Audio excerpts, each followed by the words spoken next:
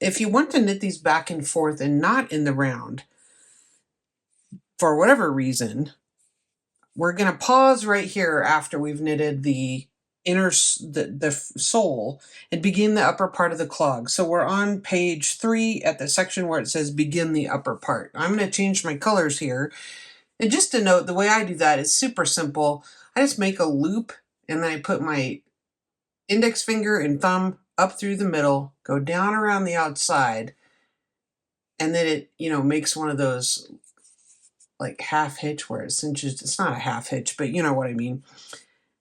Then what I do is take the tail end of the yarn I've already cut, and I just pull that up through. Now this tail is pretty long because I use it for sewing when we attach, but then I just tighten that down. I just really cinch that down really well.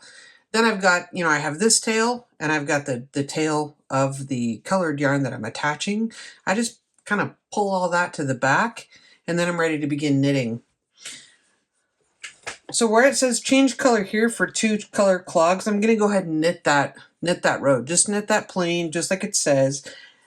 We don't necessarily need to mark a right side, but if you want to, go ahead and mark the right side. We are not going to join in the round. So the first thing I'm going to do is just knit this first row, and I'll show you what's going to happen when we get to the other side. Okay, here I am at the end of the row, right where it says join into the round. But I am going to turn, and instead of joining into the round, we're just going to purl our way back. So that is the equivalent of knitting 1 row in the round, but we're not going to do that. So we're just purling our way back, and then we're accomplishing the same thing. So rather than joining in the round and knitting 1, we're just going to purl back. Then you should be at the toe and instep shaping, unless you want to knit an extra round for a wider foot. So then from there, on the toe and the instep shaping, all you're going to do is follow exactly what it says, because it's short rows. You're never going to get to all the way to the end of the row until later on. So after you purl back on this 1 row, you're going to begin, and just to reiterate, I'm at the bottom of page 3, and you're going to begin row 1 under where it says toe and instep shaping, and you're just going to knit it as written. All right, at this point we have 2 rows of the crazy color on my hot pink sole. I'm not sure what possessed me to do this, but I'm loving it. Okay, so now we're going to begin the toe and instep shaping, and like I said, we're just going to follow the pattern exactly as written. We're just going to knit across to the center and then do a whole bunch of short rows back and forth to make the top of the foot.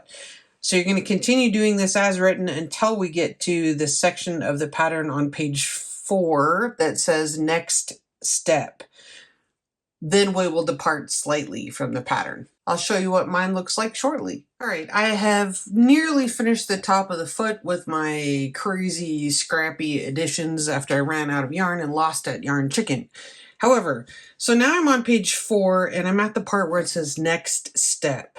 So normally if you were knitting this in the round, you would not turn your work and it would be joined right here at the back, and you would just continue knitting here. And then you would, go all the way around on the right side until you get to this gap where you would knit 2 together, knit 1. We're not doing that though, because we're not joined in the round. So we are in fact going to turn our work.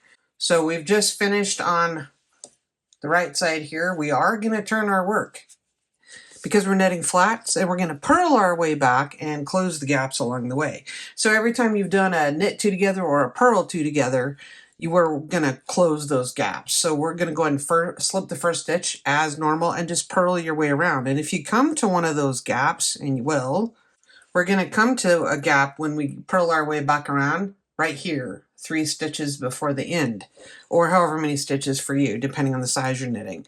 So instead of knitting in the round, I'm just going to slip that first stitch just like we have been doing, and I'm going to purl my way back.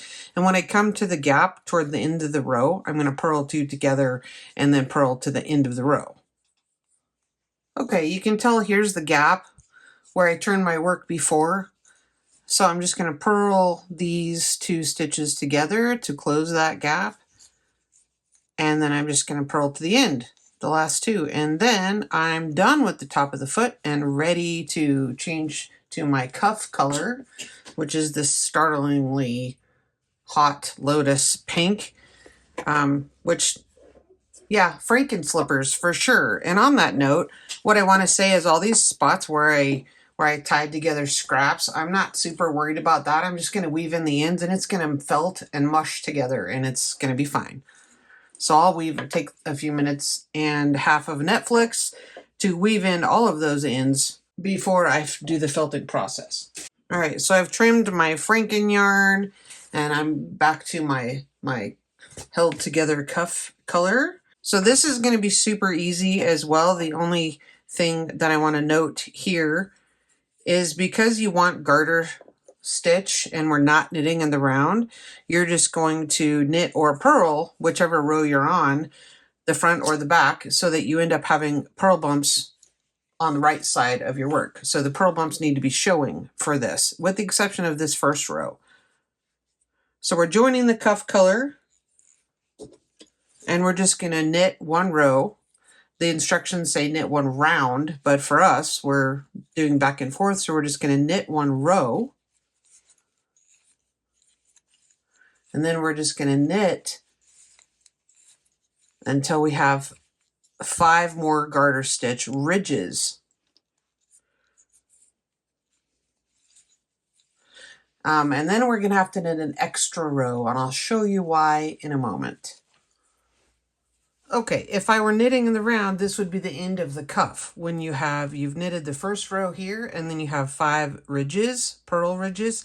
So it's not garter stitch. I probably misspoke earlier. This is reverse stockinette. So it's stockinette stitch on the wrong side of your work, and you have your purl bumps 5 rows facing you. So if I were knitting in the round, that'd be just fine. But because I'm not, I'm gonna need to purl my way back so that my working yarn is on this side of my work. Because what's gonna happen next is we're gonna pick up these hot pink bumps and then we're gonna do a 3 needle bind off and fold our cuff over like that and attach it. But you need to be on this end of your work to do that. It isn't there. We can't do that starting on this end. So that's why I need my working yarn to be on the other side. So that's no big deal. I'm just gonna add 1 more row by purling my way back. So I will put a slide here next showing which rows I knitted and purled, and I will also put it down below in the video description.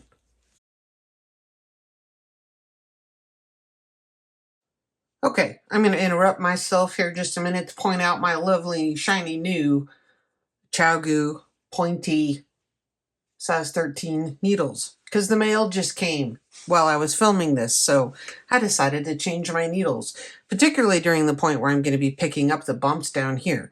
So the way that I go about this, and if you have another like size 11 needle and you want to use that to pick up your the bumps down here, that's fantastic. I'm going to go ahead and just use my 13. Okay, so what we're going to do is roll this over. We're going to attach these loops together, so they'll tax that down, and we're going to do a 3 needle bind off all in one fell swoop. So what we're going to do is take note of how this pink bump down here it's a little offset from the columns of stitches. You can pick up using this, but it will be noticeable on the wrong side of your work.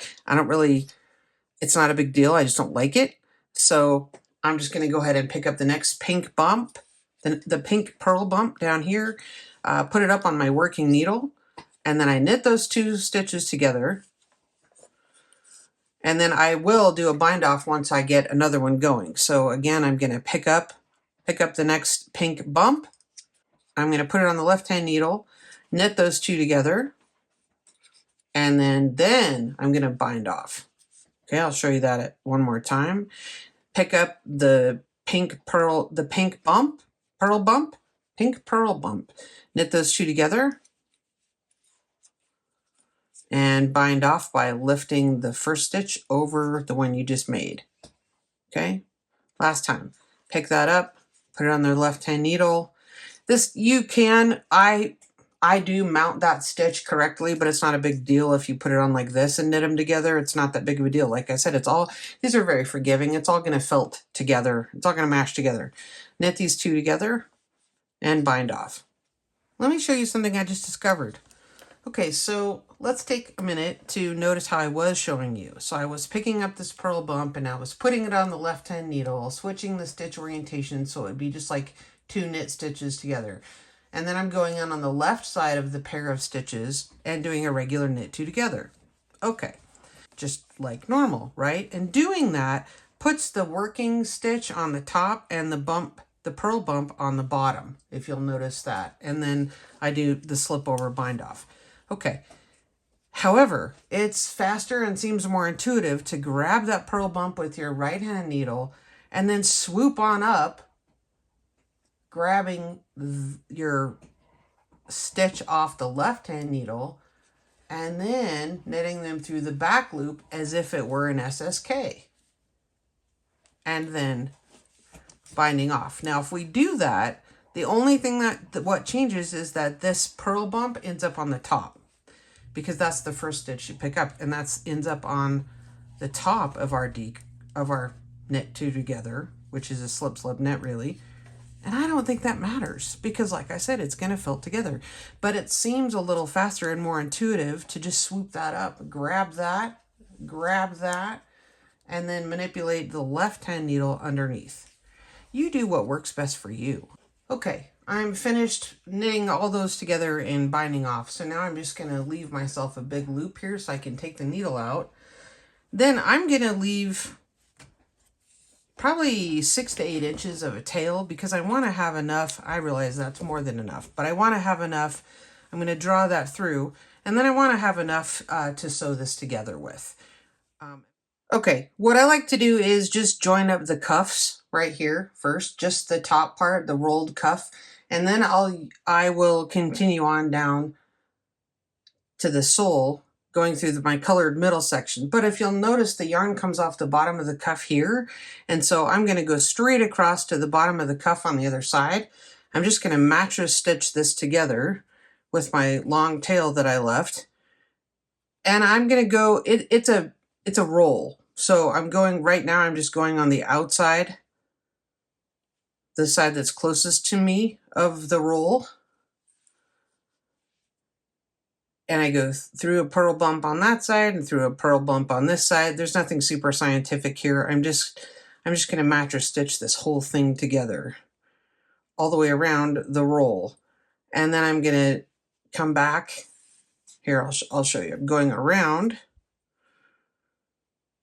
And I'm just going to keep doing this back and forth.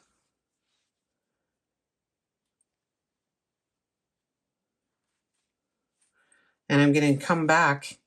When I say come back, I mean I'm going to get to the bottom and then I'm going to work my way back up and over the top again.